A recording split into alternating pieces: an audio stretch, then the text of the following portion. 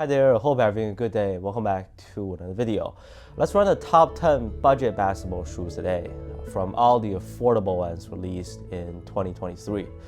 This is my absolute favorite list to do. To me, budget shoes are still those that have a retail price under $100. And that's really the price range where brands have less to work with. So some of these were just genuine surprises, given how well they perform. Once again, we're going by release time.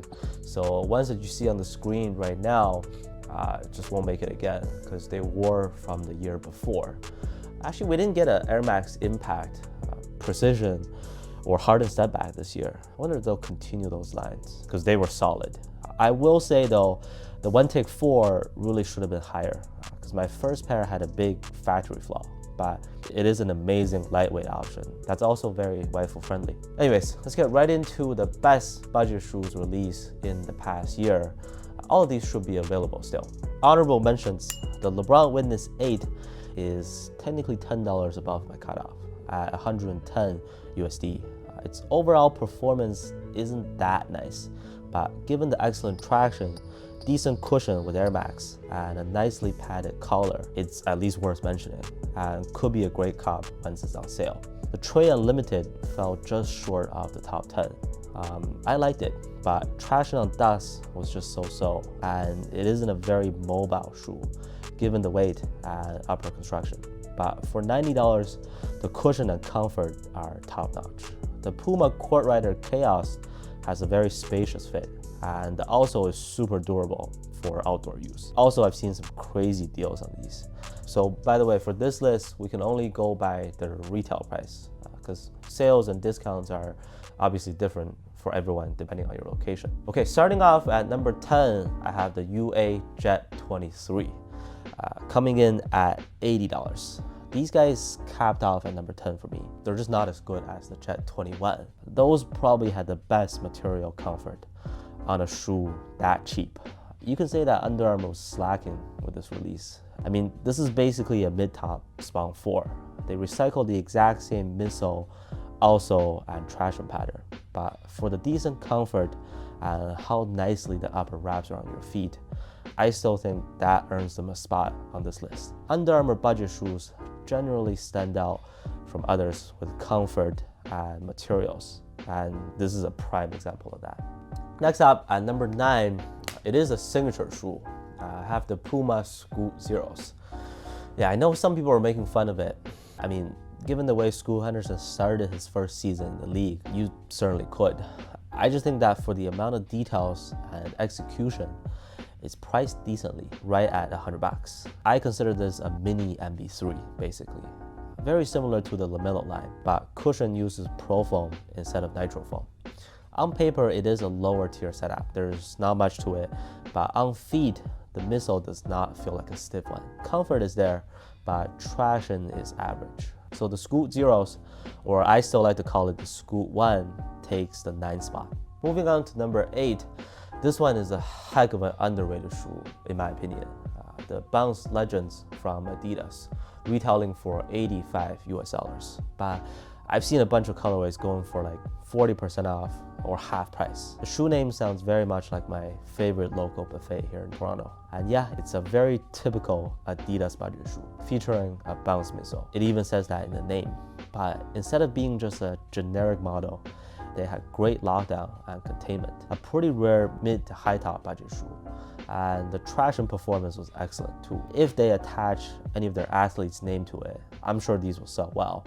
But hey, we'll take the discounts. Number 7 was released all the way back in January, I believe.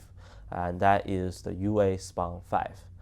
Once again, great comfort and a very smooth ride for $100. It's got a full-length Micro G midsole, low top, and a rubber outsole that doesn't pick up too much dust. The reason I have it higher than the previous Under Armour shoe, the Jet 23, was because those were essentially a mid-top Spawn 4, but the Spawn 5 is better than the Spawn 4, mostly because the stability is improved, so you're less prone to rolling your ankle like a hard twist or turn. They're very light, so I consider them a great shoe, especially for guards who play at a faster pace. All right, so from this point on, like from number 6 to number 1, I think they pretty much all have amazing value for their prices. But I'll still rank them in order. However, I just think it's most important that I explain their differences. My top 2 picks this year are also comparable to the top 10 performers altogether. I think you can base your decision on availability or whichever one you can find the best deal for. So the Giannis Immortality 3 saw a huge improvement from last year's Immortality 2. The fit became slightly more forgiving. In the same size, it didn't squeeze my feet in the midfoot area like crazy because the 2 was unusable to me. The upper also had some added firmness to it, while it's still very lightweight and breathable. Renew is Nike's lower tier setup, but on feet, it's pretty nice and responsive. Not stiff or doesn't feel like a brick. Oh, and they go for $85 US. Plenty of colorways. Get a little reverse swoosh on there. This was my favorite Nike budget shoe last year, and I got mine from Famous Footwear. Top 5 now. My number 5 pick goes to another Under Armour shoe, the Curry 307 at $85. Pretty sure you can find one on sale on the website as we speak. Nothing special. Standard mesh upper. This one does have a pretty thick midsole, also with full-length micro G. Cushion and impact protection are great and better than the Giannis Immortality 3, which is why I have this one spot higher. But the Immortality 3 probably has better traction. These are decent. Like, their difference in cushion to me was bigger than the difference in traction performance. Plus, the Curry 307 takes much less time to break in. I always say easier break-in is important. You can make a case for any shoe being okay after you fully break it in. I went to work every day in my dress shoes. I could even break those in, but if it takes a lot of runs, weeks or even months to break in, that's just not a good shoe. Anyways, we go to Adidas for the next pick. I have the Dame Certified 2 at $90 or $95. For those who remember, the first version, I had the Dame Certified at number 1 last year. It's not like it became worse. No, I think there were some upgrades actually. It's just that the top 3 this year, you'll see. Excellent traction still, bounce midsole. Widthwise, it became a little bit roomier, and there's a higher proportion of synthetic leather on the upper versus mesh. So more stable, but less breathable than before. I'll let you be the judge on if that suits your personal needs. Okay, so here's the top 3.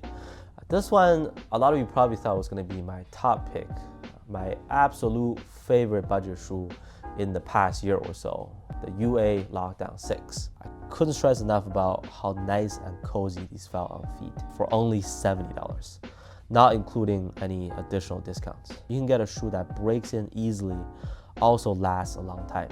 If you got wide feet, these have a very spacious fit.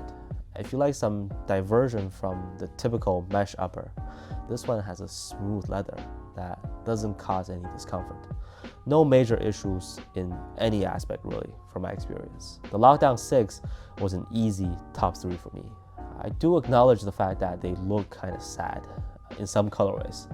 Some say Payless shoes, Walmart, or Famous Footwear vibes, and that's exactly where I would buy it from. So which shoes took down the Lockdown 6 on top last year? One of them is the Son of Chi 3.0 from Adidas, the budget D-Rose shoe, or I guess it's just his shoe in general now. Can we appreciate the fact that they're still making shoes for D-Rose? And it's actually a really good one. Top tier traction, despite the shell-like upper construction, it's not so hard and stiff surprisingly. Bounce this time feels pretty nice and soft, especially in the heel. It's weird because bounce seems to have turned out a little differently on each model, but this one feels the best out of all of them, including the Trae Unlimited, Dame Certified, Bounce Legends, and all that. Adding to its upsides, it's also rifle friendly. I just found it so unfortunate that they never really made it available here in North America. But if this shoe is available to you, this is a no-brainer pick, in my opinion. Finishing things off with the best budget shoe from 2023, I was surprised that they priced it this low, even on their US site, and that is the AG4 from 361 Degrees, the Aaron Gordon signature shoe. $100 is the retail price. I think they've been running some sales recently too, depending on the colorway. Performance-wise, this one is pretty much up to the standard in every category as the most elite hoop shoes in the past year. Traction is the biggest highlight. Whenever I bought these together with another pair, if the other one didn't work so well, the AG4 always saves the day for me. Clean courts, dusty courts, I've never had any problems with the grip. Maybe the best traction out of all shoes last year. Cushion is also surprisingly good. You get a really strong kickback and decent bounce from their Q-Tech or whatever it was called. Maybe the upper materials could have been better, but for $100 or below, I can't complain at all. They also recently signed Jokic. If you want to see a video about the shoe that he's wearing, let me know as well. I can try to make that happen. Yeah, anyways, the AG4 was the best shoe in this price range to me. And that's it for my top 10 budget shoes released in 2023. Again, my top 2 picks were probably the best shoes I've ever played in for $100 or below. But I understand that availability plays a big role here. So comment down below your top budget shoes or which shoes you enjoyed playing in the most at this price range. Feel free to brag about some sweet deals that you got recently. Thank you so much for watching, and I'll see you on the next one.